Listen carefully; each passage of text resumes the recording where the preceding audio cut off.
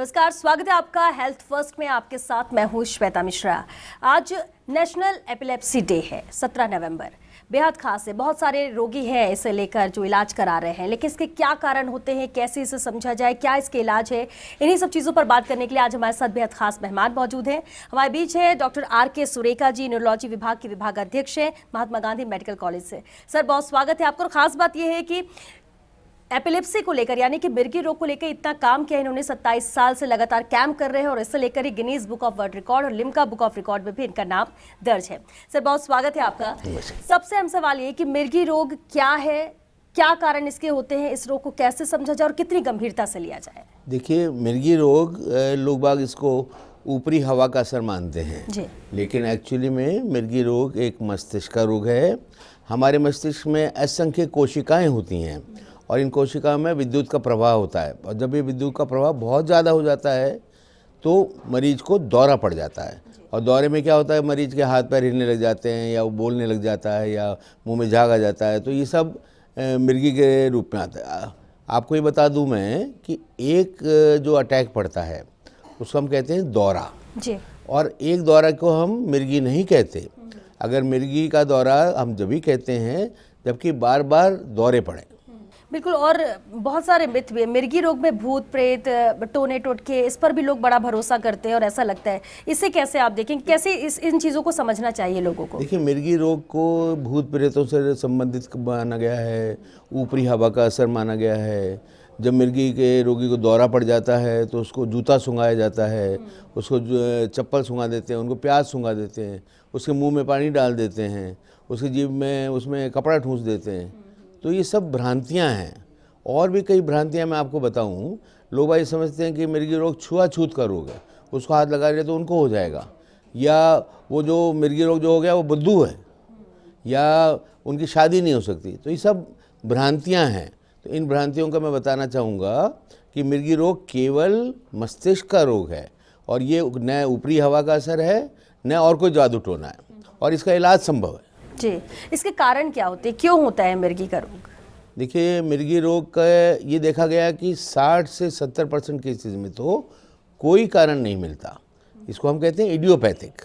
और बाकी 30% केसेस में हमको कारण मिलते हैं, जिसमें अलग अलग अवस्थाओं में अलग अलग कारण होते हैं।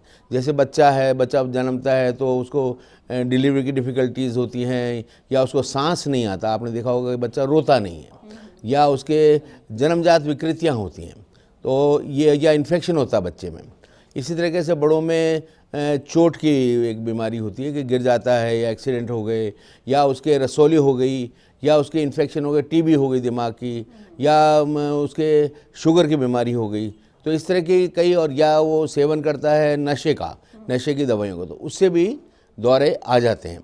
इस तरह से ओल्ड एज में या महिलाओं में भी, इन सब में भी ये कई बार दौरे इसलिए आ जाते हैं कि उनके लकवा आ जाता है, या उनके रसौली हो जाती है, या उनके इन्फेक्शन हो जाता है, या एक बीमारी होती है अल्जाइमर, उसमें भी कई बार आ जाते हैं।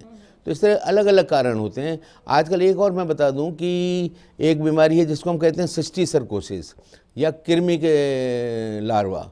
तो ये एक बिना धुली हुई सलाद, या जो मांस खाते हैं वो लोग खाते हैं तो उनके पेट से जाकर ब्रेन में पहुंच जाता है कीड़ा, तो इसकी वजह से भी दौरे आ जाते हैं। ये भी एक बहुत इंपॉर्टेंट कारण है। अच्छा, मिर्गी का दौरा आम इंसान एक ही तरह समझता है, लेकिन क्या एक ही प्रकार की होती है, इसके भी अलग अलग प्रकार हैं? देखिए, मिर्गी के दौरे कई प्रकार के होते हैं। एक मोस्ट कॉमन जो आपने देखा कि मिर्गी के दौरा आता है, मरीज गिर जाता है, हाथ पैर हिलने लग जाते हैं, मुंह में झाग आ जाता है, पेशाब निकल जाता है और वो बेहोश हो जाता है। तो ये तो है जनरलाइज्ड टोनिक-क्लोनिक सीजर।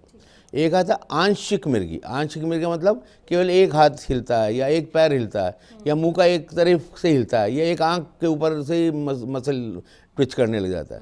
तो इसको कहते हैं हम आंशिक मिर्गी या पार्शियल सीजर। और इसी तरीके से और बहुत सारे एक होते हैं जिसे एब्सेंट सीजर कहते हैं, जिसमें ये छोटे बच्चों में होता है कि एक टक आदमी देखता रह जाता है। और एक होता है जो यंग लड़कियों में मिलता है, और भी कई महिलाओं में और उम्र में मिल सकता है, उसको कहते हैं मायोक्लोनिक एपिलेप्सी या जेएमई। तो इसमें क्या है कि सुबह सुबह उसके हाथ से बर्तन गिर जाता है, या चाय छलक जाती है, तो आदमी सोचता है ये यूँ ही हो गया। तो इस तरह से ये कई तरह के होते हैं।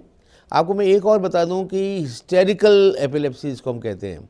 तो हिस्टीरिया के दौरे एक्चुअली में मिर्गी के दौरे नहीं हैं, वो मानसिक जो तनाव होता है, और ये देखा गया ज़्यादातर वो फीमेल्स में थोड़ा सा ज़्यादा पाया जाता है, जिसमें कि मरीज़ बेहोश हो जाता है, शरीर को ऊपर नीचे करता है, लेकिन उसे कभी जीभ नहीं कटेगी, उसे कभी पेशाब नहीं निकलेगा, और उसको पूरा ध्यान रहेगा कि उसे क्या हो रहा है। वो एक्चुअल में दौरा नहीं है, वो मानसिक चिंताओं की वजह से होता है। इसको हमें दवाएं नहीं देनी हैं, हमें उसको साइकेट्रिस्ट को दिखाना है, और बिना बात उसके लेबल लग जाता है। ये मैं इसलिए बता रहा हूँ कि जनता को ये मालूम होना चाहिए कि इस तरह के दौरे भी होते हैं, और कई बार गलत इलाज महिलाओं का बहुत दिनों तक होता रहता है। बिल्कुल, यानी ये समझना ज़रूरी है कि कौन सी चीज़ है या कौन सा मोमेंट है जो मिर्गी में आता है। जैसे कि अभी आपने कहा कि कई बार नहीं होता, लेकिन एक लेवल तो लग जाता है कि मिर्गी रोगी है, तो वो गलत है, कम से कम उसे समझना चाहिए। और अगर साइकाइट्रिस्ट की ज़रूरत है तो उस लिहाज से इलाज किस तरह का होता है मिर्गी रोग का? आसान है या कई लोग होते हैं जिनको पता तो रहता है, लेकिन सिर्फ इस डर से कि नहीं सब लोग समझ जाएंगे कि मिर्गी रोगी है, कुछ है, तो लोगों तक सामने ना आए तो इलाज कराने नहीं जाते हैं? देखिए, सबसे प्रथम तो मैं आपको बताना चाहूँगा कि अगर मिर्गी के रोगी को दौरा पड़ जाए, और ये अमूमन हर आदमी के सामने कभी चलते हुए राहगीर को पड़ जाता है, तो हर आदमी को मालूम होना चाहिए कि उसे क्या करना है। ये देखा गया जूता सुंघाया या उसको प्याज सुंघाया या उसके अंदर मुंह में पानी डाल दिया, तो ये सब गलत है, हमें नहीं करना चाहिए। हमें केवल क्या करना है, मरीज़ के कपड़े ढीले करने हैं, उसको करवट दे के लिटाना है, और उसके मुंह से झाग साफ करना है, और थोड़ी देर वेट करना है। उसका दौरा 2 से 3 मिनट में ख़त्म हो जाएगा, और जब ख़त्म हो जाए तो उसे आराम से चिकित्सक को दिखाओ। कोई ज़रूरी नहीं है कि जल्दी से भाग के चिकित्सक के पास जाना है, ऐसा ज़रूरी नहीं। मतलब दौरा पड़ती प्राथमिक उपचार ये है, ये करना है घर पर केवल जभी कि अगर मरीज को बार बार दौरा पड़े और वो होश में नहीं आए, आधा घंटा गुजर जाए, तो उसे तुरंत हमें दिखाना चाहिए। और सावधानियां क्या बरतने की ज़रूरत है इसमें? देखिए, मिर्गी रोग के लिए ये ज़रूरी है कि मिर्गी की दवाइयाँ जो हैं वो नियमित रूप से लेनी चाहिए। अगर हम नियमित रूप से नहीं लेंगे तो मरीज के दौरा बार बार पड़ सकता है। दूसरी बात है कि उसको रोशनी नहीं देखनी चाहिए। अगर वो रोशनी, तेज रोशनी देखता है, या उसको स्विमिंग नहीं करनी चाहिए, उसे ड्राइविंग नहीं करनी चाहिए अगर उसको दौरा पड़ रहे हैं तो। सर बिल्कुल, अभी आपने बताया कि अगर किसी को मिर्गी रोग है तो प्राथमिक उपचार क्या करना चाहिए, सावधानियां क्या करनी चाहिए, लेकिन प्रकार भी इसके बहुत सारे होते हैं। आम आदमी कैसे समझे, लक्षण क्या होते हैं इसके? देखिए, मिर्गी के लक्षण आपने को मैंने जैसे पहले बताया कि कई बार तो मरीज को मालूम चल जाता है कि उसे दौरा आने वाला है। उसको तारे दिखने लग जाते हैं, कोई पीछे खुशबू आने लग जाती है, उसका मन अच्छा नहीं रहता, तो उसको लग जाता है मुझे दौरा आएगा। लेकिन ज़रूरी नहीं कि ऑरा है, इसको हम कहते हैं ऑरा। और लेकिन कई लोगों को नहीं आता, वो सडनली गिर जाते हैं, हाथ पैर हिलने लग जाते हैं, जीभ कट जाती है, मुंह में झाग आ जाता है, लंबे लंबे सांस लेते हैं, पेशाब निकल जाता है, मल निकल जाता है, और बेहोश हो जाते हैं। तो इस तरीके से बहुत सारे लक्षण होते हैं। दूसरा, आपको जैसे मैं बताया कि एक तरफ देखने लग जाते हैं, या हाथों में झटके आने लग जाते हैं, तो इस तरीके से, या बहुत तेज़ से चिल्लाने लग जाते हैं। तो इस तरह से बहुत सारे लक्षण होते हैं इसके, और जिसकी वजह से ऐसा दौरा पड़ जाता है, जिसको देखने के लिए फिर डॉक्टर को दिखाना पड़ता है, तो वो बताता है कि मिर्गी है या नहीं है। बिल्कुल सर, एक अहम बात है, ज़रूर आपसे जानना चाहेंगे। 27 साल से आप लगातार कैंप कर रहे हैं चुरू से लेके रतन नगर में।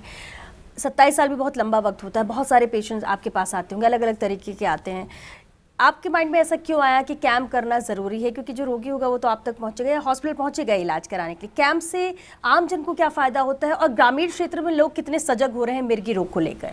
देखिए, मैं बताऊं कि मैंने एक सर्वे किया था ग्रामीण में, मेरे इलाके में जहां मैं काम करता हूं, चूरू ज़िले में, तो वहां पर 3 प्रति 1000 मिर्गी रोग से ग्रसित हैं, तो काफ़ी लोग हैं। दूसरा, मेरा क्यों इच्छा हुई वहाँ, क्योंकि मेरा पैतृक टाउन है, और मैंने देखा शहर में 100% आदमी जो न्यूरोलॉजिस्ट हैं, जो स्पेशलिस्ट हैं, वो शहरों में रहते हैं, और गांव के अंदर हमारी पॉपुलेशन है 70%। तो 70% आदमियों को हम इसका स्पेशलिस्ट इलाज नहीं दे सकते। तो इसलिए मैंने सोचा कि एक जो मेरी मातृभूमि है वहाँ मैं कार्य करूँ, और गरीब आदमी करूँ जो कि मेरे पास नहीं पहुँच सकता, वहाँ गाँव से आना उसके लिए मुश्किल होता है, तो उसको पैसे लग जाते हैं, वो समझता है कि इतने इन्वेस्टिगेशन होंगे और दवाइयाँ नहीं ले सकता। इसलिए मैंने वहाँ चालू किया, और मेरा अनुभव ये है कि हमने गांव में जो कार्य कर रहे हैं, रतनगर जिला चूरू में मैं करता हूँ पिछले 27 साल से, और करीब मेरे पास 8,000 रोगी पूरे वर्ल्ड से, पूरे भारतवर्ष से मेरे से पंजीकृत हैं। और हर बार करीब 500 से 700 रोगी आते हैं जिनको हम 4 टीम की डॉक्टर्स हैं वो देखते हैं और पूरे महीने की दवाई फ्री देते हैं। और इससे क्या होता है कि रिज़ल्ट्स बहुत अच्छे आते हैं। एक तो ये कि स्पेशलिस्ट की ओपिनियन मिलती है, एक दूसरी उनको दवाई नियमित रूप से मिल जाती है। तो जो मैंने आपको बताया कि दवाई अगर मिर्गी को कंट्रोल करना है, ट्रीट करना है, तो नियमित दवाई लेना मोस्ट इम्पॉर्टेंट। और इस कैंप का यही सबसे बड़ा फ़ायदा है कि मरीज को फ्री दवाई मिलती है और उसको कंसल्टेशन मिलती है, तो करीब 70 से 80% रोगियों के दौरे बिल्कुल ठीक हैं। और ये देखा गया है कि मेरा अनुभव ये है कि गाँव में रहकर भी, जहाँ पे हम बहुत ज़्यादा इन्वेस्टिगेशन नहीं करा सकते, हम मरीजों को ठीक कर सकते हैं। उसको केवल प्रॉपर दवाई देना, हर मिर्गी के रोग की अलग अलग दवाइयाँ होती हैं प्रकार की, तो वैसी दवाई हम दे सकें और हिस्टेरिकल दौरों को और ट्रू दौरों को हम डिफरेंशिएट कर सकें, तो उससे बहुत मरीज का भला हो सकता है। साथ साथ मैं और बताना चाहूँगा कि वहाँ पर हम काउंसलिंग भी करते हैं। तो काउंसलिंग एपिलेप्सी में बहुत ज़्यादा ज़रूरी है कि काउंसलिंग से मरीज ठीक हो जाता है और उसको ये मालूम हो जाता है क्या भ्रांतियाँ हैं और दवाई कैसे लेनी चाहिए और उसको क्या क्या नहीं करना चाहिए। तो ये एक सबसे इम्पॉर्टेंट चीज़ मैं मानता हूँ कि कैंप्स की यूटिलिटी इस बारे में भी। और हम क्या करते हैं वहाँ पर कैंप में, हम एक एग्जीबिशन हर 3 महीने में लगाते हैं, जन चेतना शिविर लगाते हैं। तो उसमें एग्जीबिशन के पोस्टर्स के द्वारा उनको बुकलेट्स देते हैं, उससे सब उनको बताते हैं। तो इससे जानकारियाँ जागरूक भी होते हैं आम जन और खासतौर से ग्रामीण क्षेत्र के लोग। जो मेरे को लिम्का बुक में मेरा नाम आया वो इसी बात के लिए आया कि इंडिया भर में maximum number of free camps आज तक हुए। दूसरा, गिनीज वर्ल्ड रिकॉर्ड में भी मेरा नाम इसीलिए आया कि मैंने मैक्सिमम नंबर को एपिलेप्सी में ट्रेन किया, जो कैसे उसका इलाज किया। अच्छा, तो इसी आधार पर आपको ये दोनों ही एक बड़ी उपलब्धि है जो इसमें आपका नाम दर्ज हुआ है। बिल्कुल। और ये मिर्गी रोगियों को लेकर ही जो आप लगातार काम कर रहे हैं सालों से। बिल्कुल सर, मिर्गी रोग को लेकर हम बात कर रहे हैं, लक्षण हो, क्या निदान होने चाहिए, सावधानियां क्या बरतनी चाहिए, ये बहुत सारी चीज़ें जो लोगों को जानना होगा। लेकिन मिर्गी रोग का एक दूसरा पहलू भी है, उस पर भी आपसे हम चर्चा करेंगे। लेकिन फिलहाल एक छोटे से ब्रेक लिए रुकेंगे, जल्द लौटेंगे इस ब्रेक के बाद। आप बने रहिए हमारे साथ।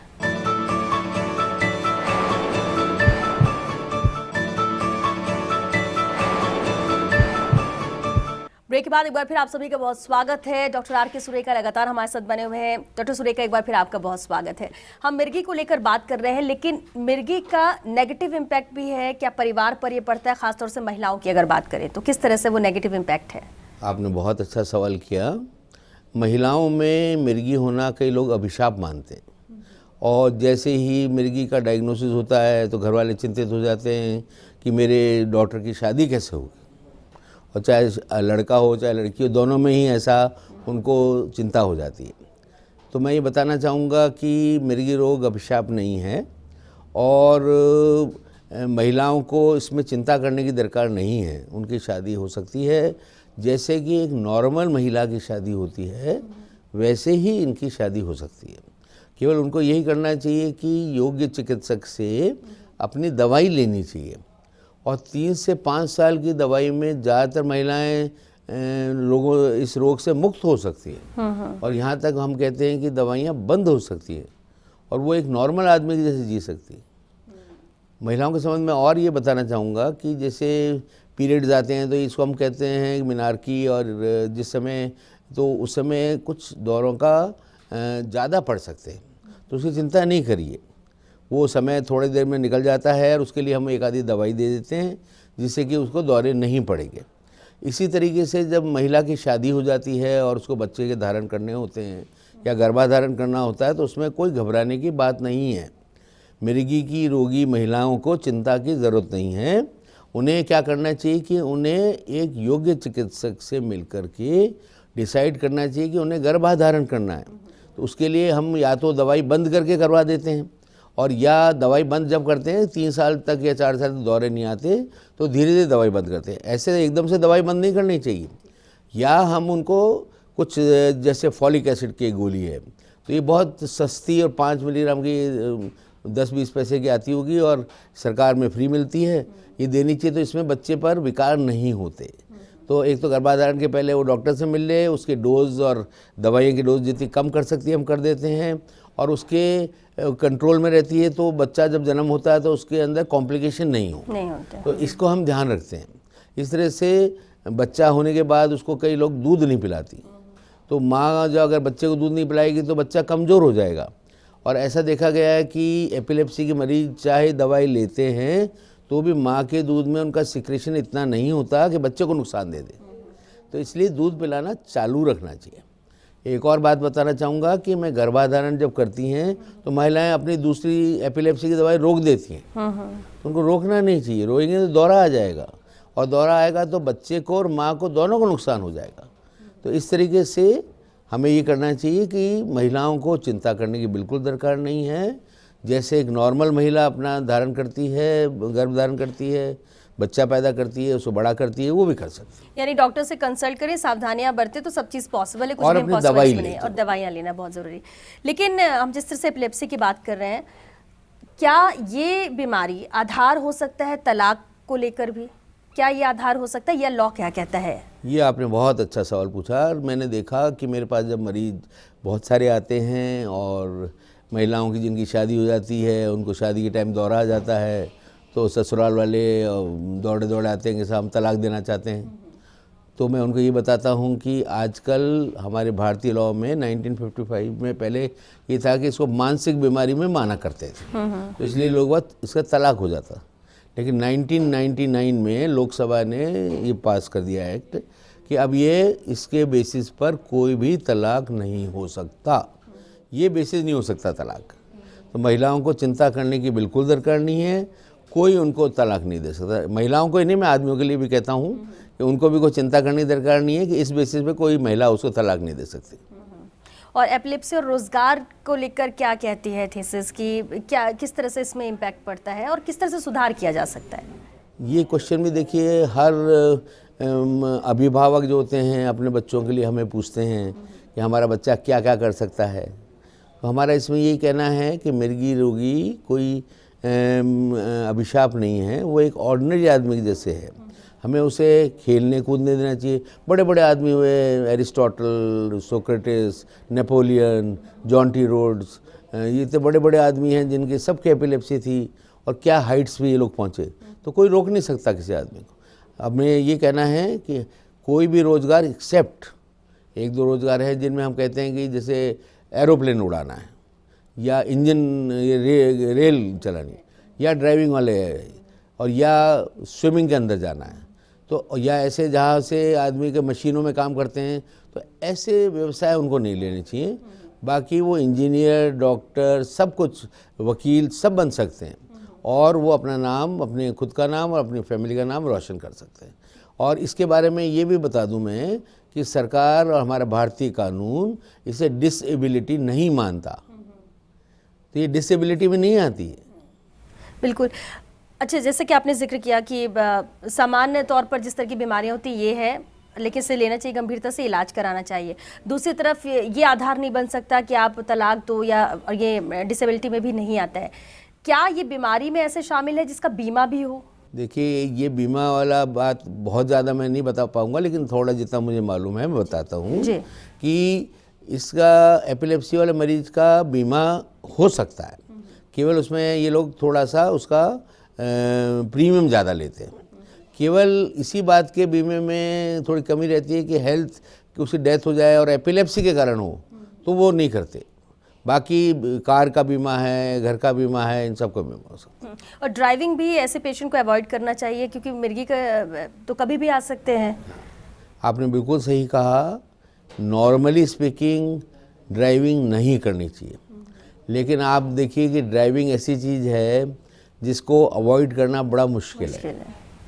तो इसमें भारत के अलावा दूसरे मुल्क के देशों में भी ये बात के ऊपर खूब चर्चा हुई है, और अलग अलग जगह में ये बताया गया है कि किसको 2 साल अगर दौरा नहीं आए, या कहीं 4 साल दौरा नहीं आए, या किसी का 1 साल, तो तो उनको लाइसेंस दिया जा सकता है कंडीशनल।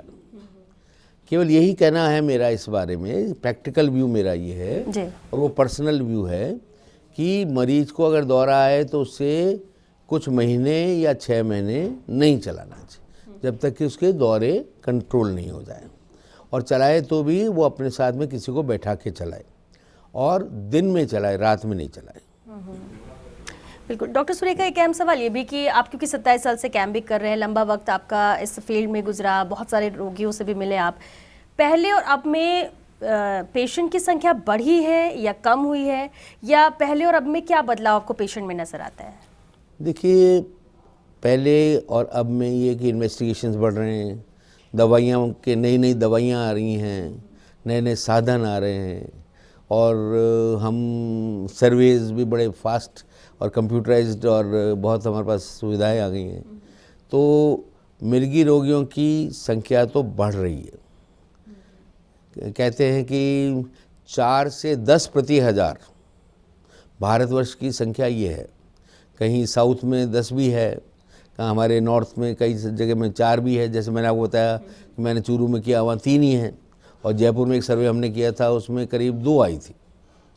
तो ये डिफरेंट सर्वेस का है और कितने बारीकी से किया जाता है, लेकिन ये मान के चलें कि एपिलेप्सी एक कॉमन बीमारी है, एक इम्पॉर्टेंट बीमारी है। इसके बारे में हमें पूरा ध्यान रखना चाहिए और उसका पूरा इलाज लेना चाहिए। अगर डॉक्टर से इलाज लें तो ये कोई बीमारी नहीं। बिल्कुल।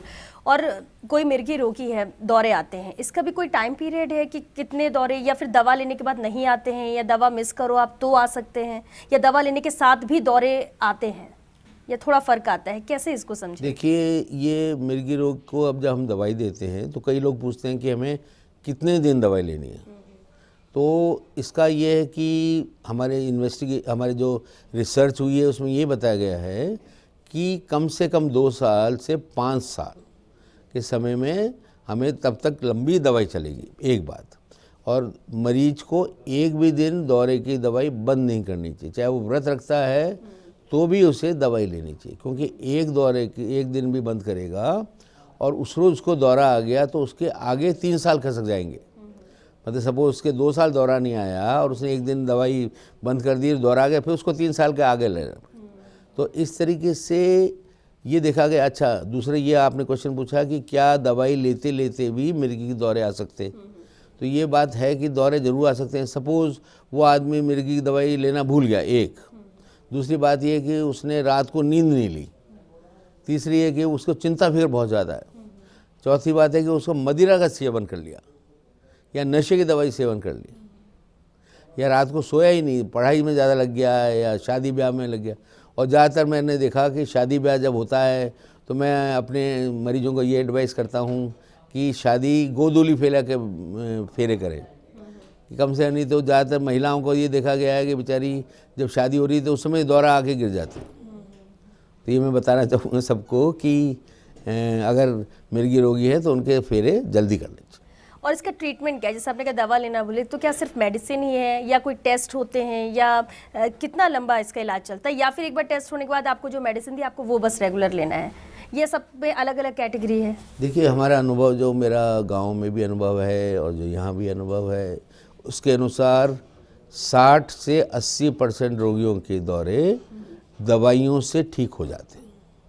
उसमें भी ये देखा गया है कि 50 से 60% केवल एक तरह की दवाई से ठीक हो जाते हैं, और बाकी में 2 या 3 तरह की दवाई देनी पड़ सकती। एक और बात है कि आजकल नए आविष्कार, दवाइयाँ बहुत नई आ गई हैं, जिसमें कि साइड इफ़ेक्ट्स बहुत होते हैं। ऑल्दो थोड़ी कॉस्टली हैं, लेकिन उनमें साइड इफ़ेक्ट्स नहीं हैं।